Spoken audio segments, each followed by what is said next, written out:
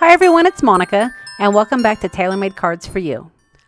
Well, today is my last card in my Christmas in July series, and I wanted to do something a little traditional. Victorian Carolers are always a very traditional card, and unfortunately some of these die sets that I'm going to be using today are no longer available. But I am going to go ahead and put this card together, and I am going to also at the end offer you some of these die cuts in my Etsy shop. I also have some vintage music sheets that I will be offering as well. So if this is a card that you want to be able to duplicate, you'll easily be able to do that. Now, one thing that is nice about printables is you can resize them. So you can make them as little or as large as you need to. And that is what will be available in my Etsy shop for you. The music sheets are downloadable, so you'll be able to get them right away. So once I printed my music sheets, I went ahead and I resized them to a card to fit a 5x7 card. And then I matted some green Christmas paper onto some red cardstock.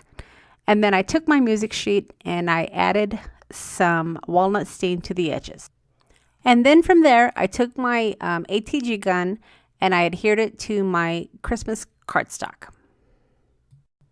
Now, whenever I'm working with die cuts, I always like to die cut all of my pieces first before I start to put my card together.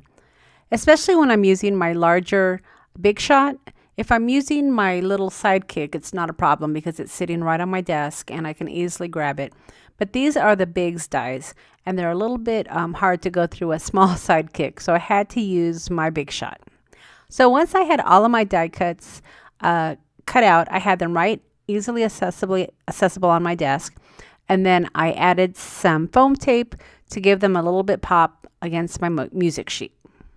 Now, the Victorian lady is a little bit smaller than the Victorian gentleman, and there's a couple of ways that you can position her. You can certainly position her towards the bottom of the music sheet, but I wanted her to be a little bit in the background, and that's because I'm going to be adding some holly and the number 25 on the left-hand corner of my card. So I made sure to lift her a little bit higher than the gentleman so I would have room for my 25 and for my holly. Now, whenever I'm working with smaller die cuts, I don't typically use my ATG tape runner. I'll use some glue or I'll use some of my glossy accent. This makes it easy for me to get all of the points and make sure it's adhered nicely onto my card.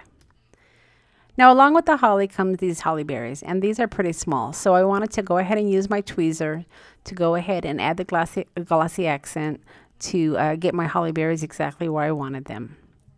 So once I had my holly berries and my holly leaves exactly where I wanted them, I took some more of my foam tape and I added them to the number 25 so that way I could adhere it onto my music sheet.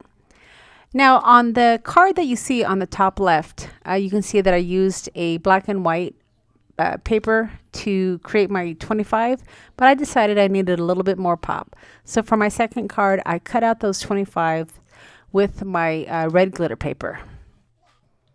So with the top of the card all finished, it was time to mount my design onto some white cardstock, and then I did finish it off with a big stamp from the Tim Holtz collection. Now, as I indicated in the beginning of the video, this is the last video in my series. So next Tuesday, I will be doing a drawing and I'll select 3 winners.